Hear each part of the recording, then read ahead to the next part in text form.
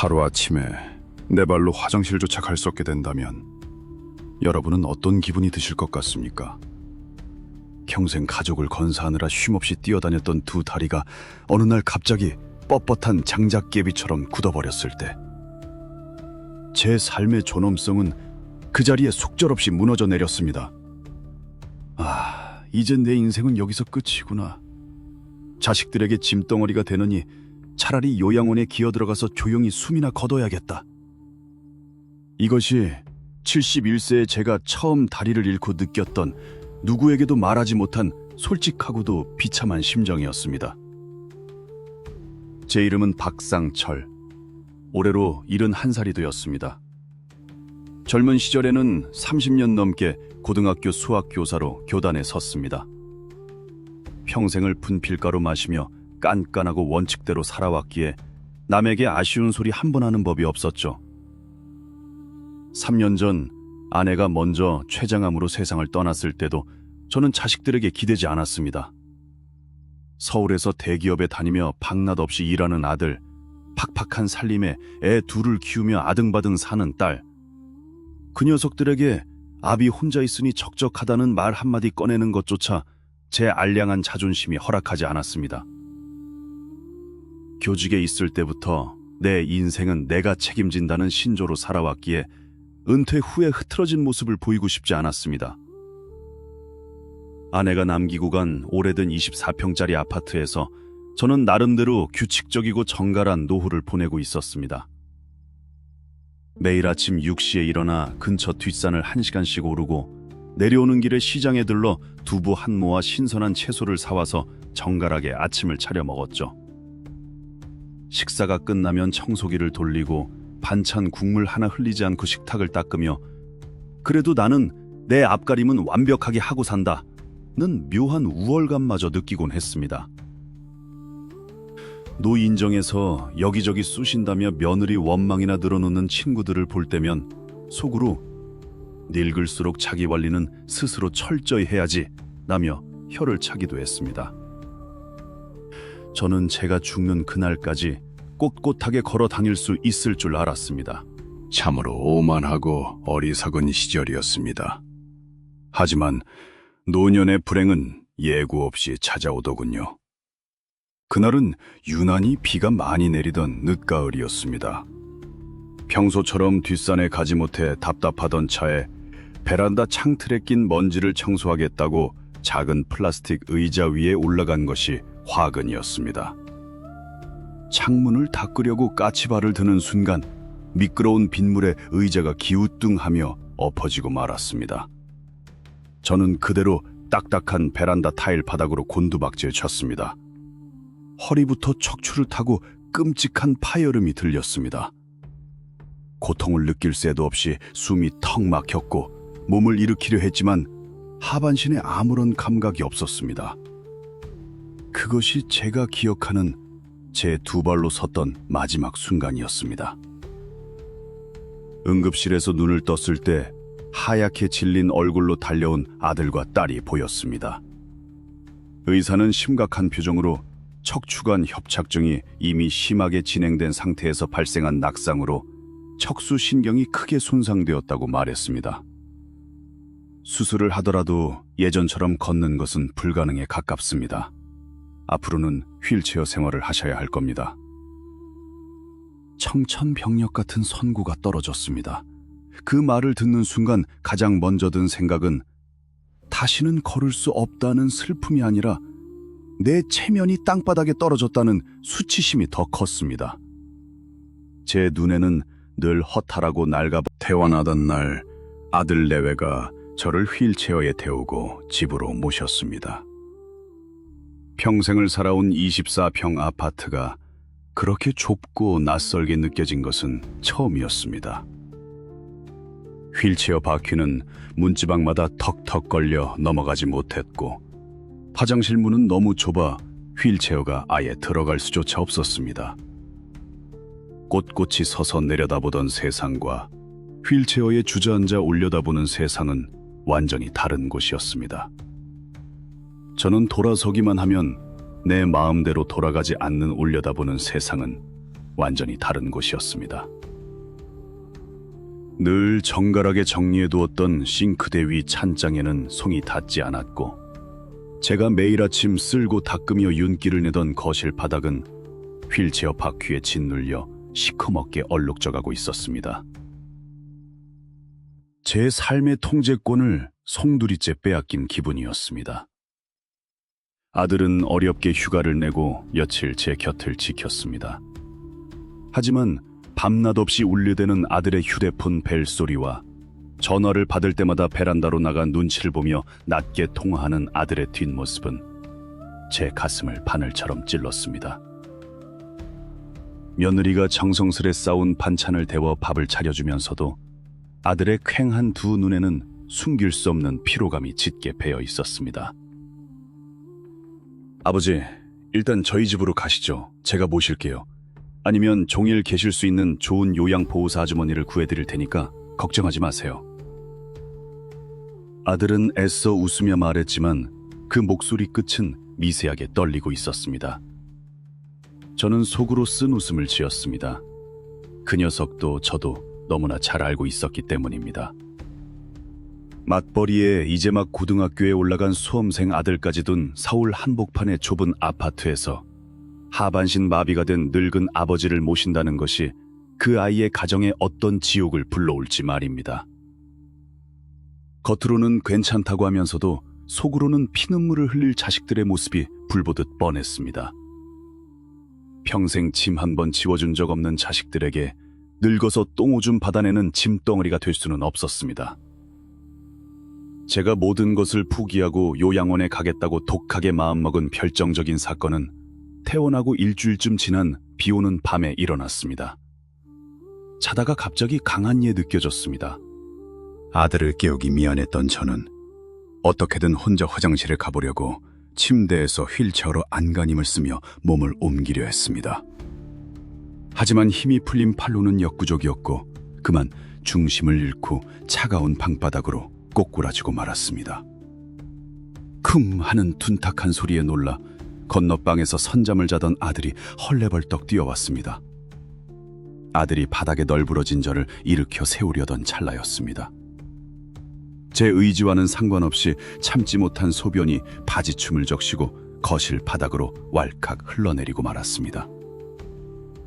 아들의 맨발에 제 따뜻한 소변이 닿는 순간 주변의 공기가 얼어붙는 것 같았습니다. 평생을 교단에서 빳빳하게 다려진 와이셔츠만 입고 살았던 저였습니다. 자식 앞에서는 단 한 번도 흐트러진 모습을 보인 적 없던 깐깐한 아비였습니다. 그런 제가 아들의 발등에 오줌을 지리며 바닥에 엎드려 있었습니다. 저는 차라리 그 자리에서 혀를 깨물고 죽고 싶었습니다. 보지 마라! 저리 가! 내버려둬! 저는 바닥에 얼굴을 묻은 채 상처 입은 짐승처럼 쉰 소리를 질렀습니다.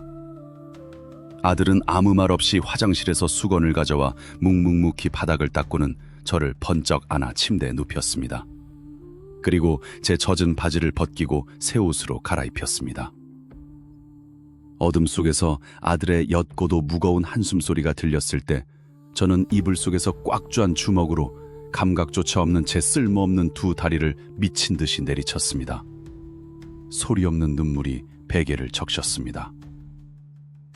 다음 날 아침 핏발선 눈으로 거실에 나온 저는 출근 준비를 하는 아들을 불러 세웠습니다. 그리고 평생 가장 차갑고 단호한 목소리로 말했습니다. 나 요양원으로 갈 거다. 시설 좋고 조용한 곳으로 알아봐라. 보호사 부를 필요도 없고 니들 집에 갈 생각은 추호도 없다. 내 남은 인생은 내가 알아서 마무리할 테니 넌 네 마누라와 자식들이나 제대로 건사해라. 아들은 제 말을 듣고 펄쩍 뛰었습니다. 아버지, 제가 불효자입니까? 어떻게 아버지를 그런 곳에 버려두고 저 혼자 발 뻗고 자겠어요? 절대 안 됩니다. 아들은 눈물을 글썽이며 화를 냈지만 저는 이미 70평생을 살아온 늙은입니다. 겉으로 내뱉는 말 속에는 화가 치밀고 있었죠. 그런데 그럼 어떻게 해야겠냐고 묻지 않니? 깨끗하게 지어진 건물이었지만 문을 열고 들어서는 순간 코끝을 찌르는 특유의 소독약 냄새와 퀴퀴한 냄새가 섞여 숨이 턱 막혔습니다. 배정받은 4인실 병실에는 저처럼 하반신을 쓰지 못하거나 치매를 앓는 노인들이 누워 있었습니다. 창밖을 멍하니 응시하며 허공에 대고 중얼거리는 노인, 침대 모서리를 긁으며 알 수 없는 신음을 뱉어내는 노인, 그 틈바구니에 제 자리가 있었습니다. 요양보호사가 친절한 목소리로 "어르신, 식사도 잘하시고 재활도 열심히 하셔야 해요." 라며 제 짐을 풀어주었지만 제 귀에는 그 말이 마치 "이제 여기서 조용히 죽음을 기다리세요" 라는 사형 선고처럼 들렸습니다. 요양원에서의 첫날 밤, 소등이 되고 어둠이 찾아온 병실은 마치 숨막히는 무덤 같았습니다. 옆 침대에서 들려오는 가래 끓는 기침 소리에 섞여 제 가슴 속에서도 억눌렀던 회한이 짐승의 울음처럼 터져 나왔습니다. 내가 무엇을 그리 잘못 살았기에 이런 비참한 말년을 맞이해야 하는가? 평생을 남에게 송 벌리지 않고 학생들에게 떳떳하게 살라고 가르치며 살아왔건만 돌아온 결과는 두 다리를 잃고 이름 모를 노인들 틈에 섞여 죽을 날만 기다리는 신세라니요. 천장을 바라보며 저는 독하게 결심했습니다. 누구와도 섞이지 않겠다. 어떤 희망도 품지 않겠다. 그저 이 구차하고 쓸모없는 숨이 빨리 끊어지기만 바랄 뿐이다. 저는 그날 이후 입을 굳게 닫아버렸습니다. 식사도 최소한으로 연명할 정도로만 몇 숟갈 떴고 요양보호사들이 휠체어에 태워 휴게실을 데려가려 해도 고개를 저으며 좁은 병실 침대에만 누워 있었습니다. 제 스스로 저를 캄캄한 감옥 속에 가둬버린 것입니다. 요양원에서의 시간은 썩어 들어가는 고인물과도 같았습니다.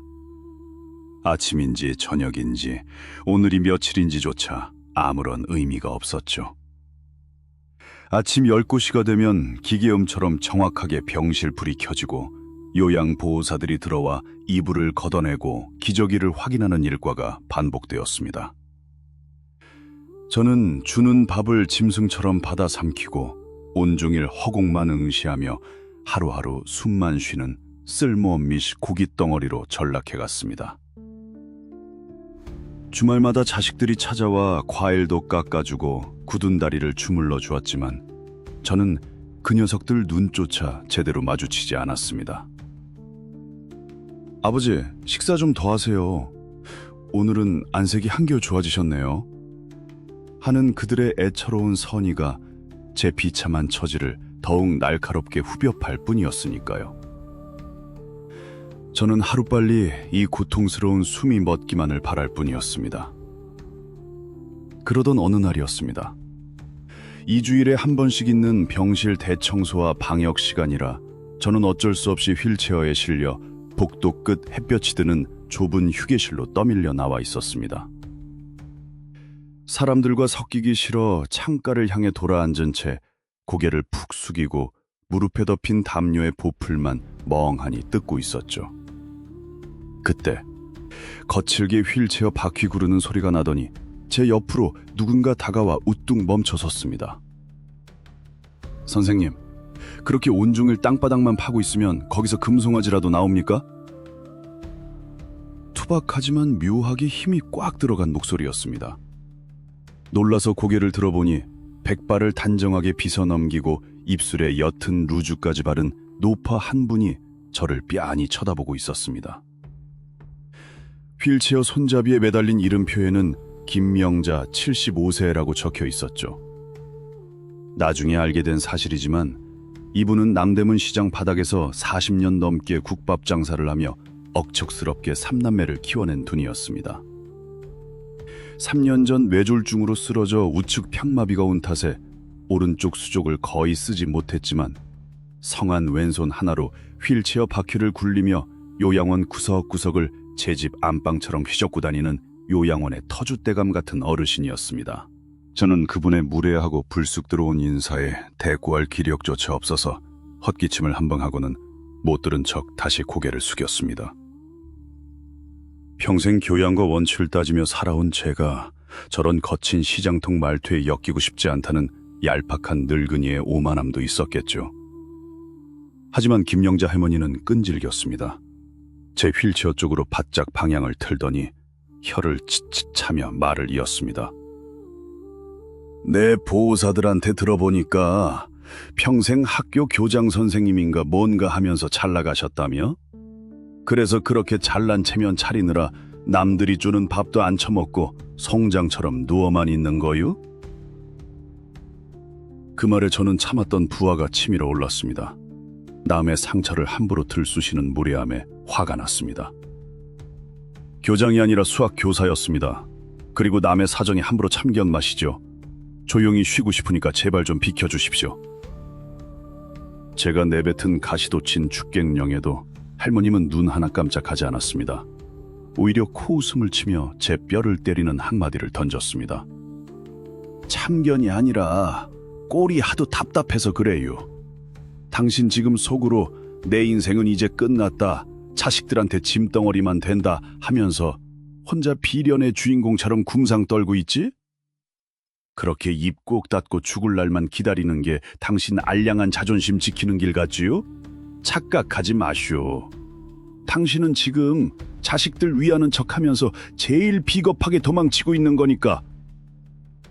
무슨 말씀을 그렇게 함부로 하십니까? 저는 당황스러움과 분노가 뒤섞인 목소리로 버럭 소리를 질렀습니다. 평생 제게 그런 식으로 모욕을 준 사람은 없었습니다.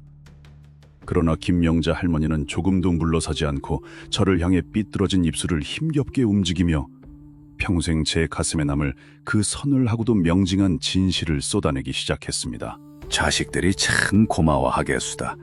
아이고, 우리 아버지가 우리 고생 안 시키려고 요양원에서 밥도 안 드시고 스스로 굶어 죽어주셨네. 참 효자 나셨네 하겠어요. 선생님, 평생 애들 가르치면서 그렇게 똑똑하셨다는 분이 어찌 그리 멍청한 생각을 하시오? 김명자 할머니의 앙칼진 목소리가 휴게실 복도를 쩌렁쩌렁 울렸습니다. 저는 너무 놀라 말문이 막혔습니다. 할머니는 성한 왼손으로 제 휠체어 팔걸이를 탁 치며 기가 막히다는 듯 쏘아붙였습니다. 부모가 병들어 죽는 것도 자식한텐 하늘이 무너지는 일인데 아버지가 자기 몸뚱이 성치 않다고 곡기를 끊고 눈앞에서 말라 죽어가는 꼴을 보는 자식 속은 오죽하겠소요. 그건 자식 가슴에 평생 뽑지 못할 대못을 박는 거요. 선생님은 지금 자식들 짐 덜어주려는 게 아니여. 그냥 똥오줌 못 가리게 된 자기 처지를 인정하기 싫은 거지. 평생 고고하게 살아왔는데 남의 손에 기저귀 차는 게 쪽팔려서 차라리 자식들한테 평생 지워지지 않을 죄책감을 떠넘기고 혼자 편하게 도망치려는 거란 말이오. 그게 무슨 놈의 어른이고 무슨 놈의 애비요. 할머니의 말은 차갑고도 예리한 비수처럼 제 심장 한가운데를 푹 찔렀습니다. 변명할 말을 찾지 못한 채 멍하니 입만 벌리고 있는 저를 향해 할머니는 마비되어 굳어버린 자신의 오른쪽 팔목을 왼손으로 덥석 들어올려 보였습니다. 관절이 툭툭 붉어지고 핏줄이 앙상한 생명력이라고는 찾아볼 수 없는 마른 나뭇가지 같은 팔이었습니다. 네, 이 오른팔이요. 남대문 시장 바닥에서 40년 동안 하루에 무 100개씩 썰고 뚝배기 수만 그릇을 날랐던 팔이요. 관절이 생강 뿌리처럼 굵어지도록 일해서 내 새끼들 셋 다 대학 공부시켰지. 근데 하루아침에 중풍 맞아 이 모양 이 꼴이 됐어.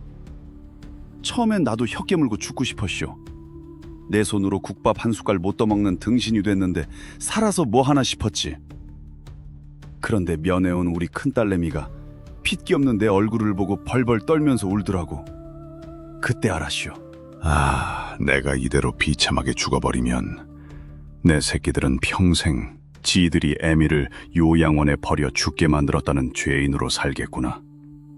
그걸 깨달으니까 정신이 번쩍 들대. 김명자 할머니의 눈시울이 붉어졌지만 그 눈빛만큼은 무서울 정도로 번뜩였습니다. 진짜 자식을 위한다면 이런 병신 같은 몸뚱이를 가지고도 어떻게든 살아내는 모습을 보여줘야지. 휠체어에 앉아서도 웃을 수 있고 밥 한 술이라도 달게 씹어 넘기는 모습을 보여줘야 자식들도 두 다리 뻗고 잠을 자는 거요. 늙고 병들었어도 끝까지 자식들한테 안심을 주는 게 진짜 부모 노릇이오. 알량한 자존심 세우느라 자식들 평생 지옥에 밀어넣지 말고 주는 밥이나 꼬박꼬박 챙겨 드시오. 할머니는 그 말을 끝으로 휠체어를 횡 돌려 제자리로 가버리셨습니다. 복도 끝에는 멍하니 굳어버린 저 혼자만 덩그러니 남겨졌습니다. 창문 틈으로 들어온 늦은 오후의 햇살이 감각 없는 제 두 무릎 위로 따뜻하게 내려앉고 있었습니다. 망치로 머리를 세게 얻어맞은 것 같았습니다. 제가 그토록 지키려 했던 꼿꼿함과 자존심이 사실은 얼마나 이기적이고 얄팍한 도피였는지 뼈저리게 깨닫는 순간이었습니다. 주말마다 찾아와 아버지 제발 식사 좀 하세요 라며 애원하던 아들의 퀭한 눈빛과 돌아서서 어깨를 들썩이며 몰래 눈물을 훔치던 딸의 뒷모습이 주마등처럼 스쳐 지나갔습니다. 저는 자식들을 위한다는 명목 아래 사실은 병신이 된 제 자신을 감당하지 못해 제 새끼들의 가슴에 가장 잔인한 상처를 내고 있었던 것입니다. 그날 저녁 휠체어에 앉은 채 병실 창밖의 붉은 노을을 바라보던 제 뺨 위로 참아왔던 뜨거운 눈물이 본물 터지듯 흘러내렸습니다. 소리 없는 오열이 병실의 무거운 공기를 갈랐습니다. 다음 날 아침 식판을 실은 카트가 병실 문을 열고 들어왔을 때 저는 처음으로 고개를 돌리지 않았습니다. 다가가 온기를 잃어가는 미음 그릇을 보며 요양보호사에게 처음으로 입을 열었습니다. 저기 미안하지만 밥 좀 내 쪽으로 바짝 당겨주겠소? 보호사는 화들짝 놀라면서도 반색하며 식판을 제 앞까지 밀어주었습니다. 묽은 된장국에 잘게 다진 무나물이 전부인 초라한 식단이었지만 저는 떨리는 손으로 숟가락을 꽉 쥐고 밥을 푹 퍼서 입에 넣었습니다. 모래알처럼 까끌까끌한 밥알을 억지로 씹어 삼키면서 속으로 되뇌었습니다. 그래, 살아야 한다. 내가 꿋꿋하게 버텨야 내 새끼들도 죄책감 없이 지들 인생을 살아갈 수 있다. 그 주말 어김없이 아들 내외가 면회를 왔습니다.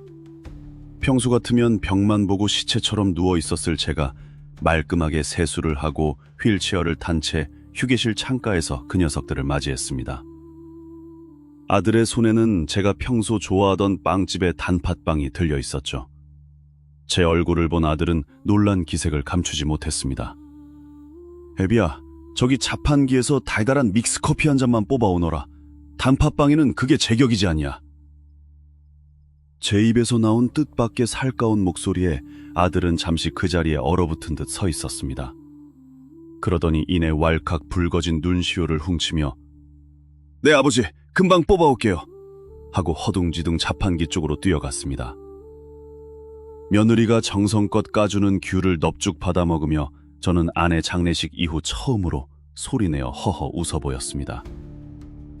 여기 밥도 제법 먹을만 하고 요양보호사들도 참 살갑다. 엊그제는 호통 잘 치는 말동무도 하나 생겨서 심심할 틈이 없어.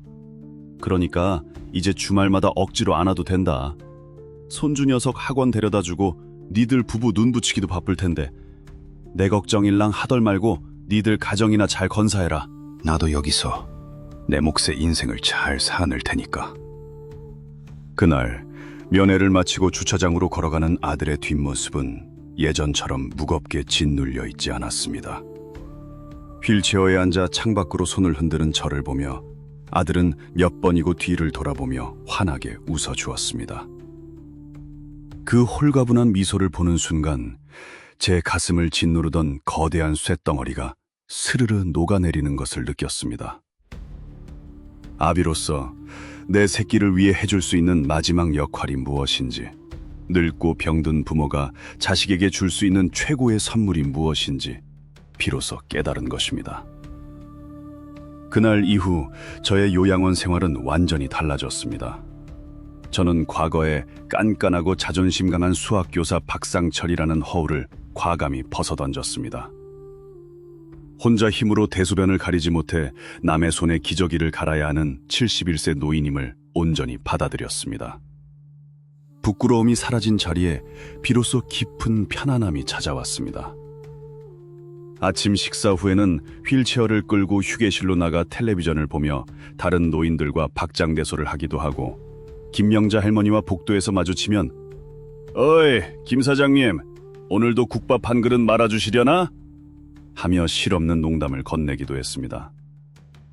그렇게 저는 제게 주어진 인생의 마지막 교실에서 늙고 병든 몸으로 남은 인생을 새롭게 살아가는 법을 하나씩 다시 배우고 있었습니다. 시간이 흐르면서 저는 제게 주어진 이 새로운 삶의 방식에 완전히 적응해 나갔습니다. 젊은 요양보호사들이 제 기저귀를 갈거나 굳어버린 몸을 씻겨줄 때면 예전처럼 수치심에 눈을 질끈 감고 이를 악무는 대신 부드럽게 미소를 지으며 농담을 건넬 수 있게 되었습니다. 아이고, 이 늙은이 고기 덩어리가 하도 무거워서 우리 최 선생 허리 다 망가지겠네. 미안해서 어쩌노? 내가 이래봬도 젊었을 땐 날렵했는데 말이야. 제가 이렇게 먼저 마음을 열고 너스레를 떨면 잔뜩 긴장했던 보호사들의 얼굴에도 환한 웃음꽃이 피어났습니다. 어르신, 걱정 마세요. 제가 이래봬도 팔씨름 대회 1등 출신이잖아요. 하며 웃음으로 맞받아치는 그들과의 교감 속에서 저는 비로소 깨달았습니다. 남의 도움을 받는 것은 자존심 상하는 부끄러운 일이 아니라 그저 늙고 병든 인간이 거쳐야 할 자연스러운 순리일 뿐이라는 것을 말입니다.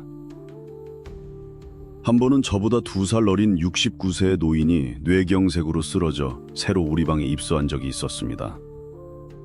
대기업 임원까지 지냈다는 그는 처음 제가 그랬던 것처럼 현실을 부정하며 매일같이 화를 내고 보호사들에게 고래고래 소리를 질렀습니다. 식판을 엎어버리고 가족들이 면회를 와도 당장 나를 집에 데려다 놓으라며 패악을 부렸죠. 그 처절하고 자존심상에 어쩔 줄 모르는 모습을 가만히 지켜보던 저는 어느 날 조용히 휠체어를 몰고 그의 침대 곁으로 다가갔습니다. 김상우님, 그 밥 좀 듭시다. 저기 내 팽개쳐진 밥알이 무슨 죄가 있다고 그리 험하게 부시오.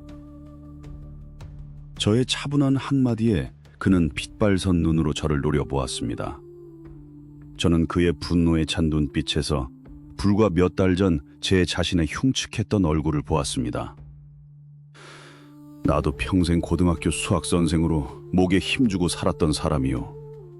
내 발로 화장실 못 가는 내 꼴이 짐승 같아서 처음엔 나도 밥 굶고 죽으려 했소이다. 그런데 상무님, 우리가 여기서 이러고 굶어 죽으면 밖에서 뼈 빠지게 일하며 애 키우는 우리 자식들 속은 어떻겠소? 늙은 애비가 자기들 짐 안 지우겠다고 속 좁게 굶어 죽어버리면 그 녀석들이 평생 내가 우리 아버지를 버려서 돌아가시게 했다는 지옥 같은 죄책감을 안고 살아갈 텐데 그래도 괜찮겠소? 제 말에 김상무의 흔들리던 눈동자에서 굵은 눈물방울이 툭 떨어졌습니다. 그는 엎어진 식판을 바라보며 아이처럼 엉엉 소리내어 울기 시작했습니다. 저는 가만히 제 휠체어 바퀴를 굴려 그의 떨리는 어깨를 제 투박한 손으로 토닥여 주었습니다. 말은 통하지 않아도 걷지 못하고 모든 것을 내려놓은 두 늙은이의 마음이 그 순간 깊게 닿아 있었습니다. 멀찍이서 이 모습을 지켜보던 김명자 할머니가 "이제야 진짜 어른 흉내 좀 내네" 하는 표정으로 씩 웃으며 고개를 끄덕이셨죠. 평생 정답이 딱딱 떨어지는 수학 공식만 가르쳐온 저였지만 노년의 삶에는 정해진 정답이 없다는 것을 이 요양원에 와서야 뼈저리게 배웠습니다. 진정한 존엄성이란 꼿꼿하게 두 발로 서서 남의 도움을 일절 받지 않는 독불장군 같은 것이 아니었습니다. 나의 나약함과 늙음을 온전히 인정하고 기꺼이 타인의 손길을 받아들이되 그 속에서도 사람에 대한 따뜻한 예의와 유머를 잃지 않는 것. 그것이야말로 늙고 병든 몸으로도 끝까지 지켜낼 수 있는 진짜 어른의 품격이었습니다. 어느덧 제가 이 요양원에 들어온 지도 3년이라는 세월이 흘렀습니다. 빳빳했던 제 두 다리의 근육은 이제 흉터처럼 말라붙어 힘을 잃었지만 제 마음속의 잔잔한 호수에는 그 어느 때보다 평화로운 윤술이 반짝이고 있습니다. 주말마다 면회를 와서 제 무릎에 턱을 괴고 제잘거리는 손주 녀석과 그 모습을 보며 환하게 웃는 아들 내외의 얼굴을 볼 때면 가슴을 쓸어내리곤 합니다.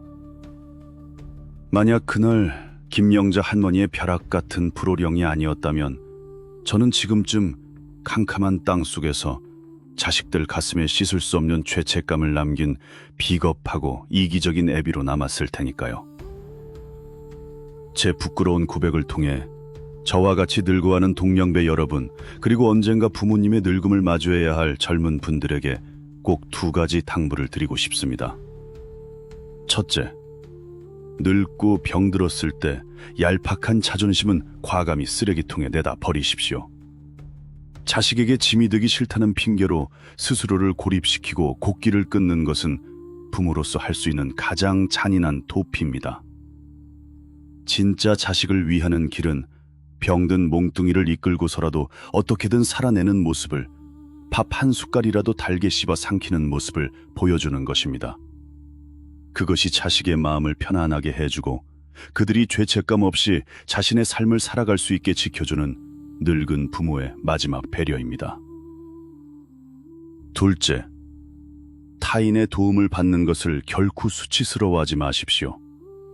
평생 내 발로 걷고 내 손으로 일구며 당당하게 살았다고 해서 늙고 병들어 누군가의 손에 기저귀를 차게 된 것이 실패한 인생을 뜻하는 것은 아닙니다.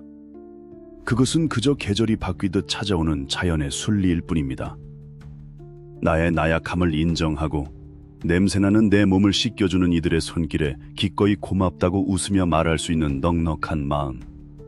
그것이야말로 생의 마지막 순간까지 우리가 잃지 말아야 할 진짜 존엄입니다. 오늘도 요양원 창밖으로는 붉은 노을이 참으로 곱게 물들어갑니다. 젊은 시절 발이 부르트도록 뛰어다녔던 넓은 세상을 이제는 휠체어에 앉아 유리창 너머로만 보게 됐다. 하지만 뇌는 아직 운처에 앉아 유리창 너머로만 보게 되었지만 저는 조금도 불행하지 않습니다. 오히려 제 인생의 마지막 페이지를 제법 따뜻하고 정갈하게 그리고 진실되게 채워가고 있다고 믿습니다. 여러분은 어떠십니까? 훗날 여러분의 두 다리에 힘이 빠지고 누군가의 전적인 도움이 필요해지는 날이 온다면 자식들에게 어떤 뒷모습을 보여주시겠습니까? 혹은 지금 여러분의 부모님이 그 무서운 두려움과 수치심 속에 홀로 떨고 계시진 않은가요? 오늘 저의 이 낡고 투박한 이야기가 누군가에게는 작은 위로가, 또 누군가에게는 막연한 노후를 다르게 바라볼 수 있는 따뜻한 거울이 되었기를 바랍니다. 내 부모님, 혹은 늙어갈 나와 내 배우자를 위해 이 영상을 꼭 주변 사람들과 나누어 보시고 진정한 노년의 존엄이 무엇인지 오늘부터 미리 마음의 준비를 해보셨으면 좋겠습니다. 부족한 늙은이의 긴 이야기 끝까지 들어주셔서 참으로 고맙습니다.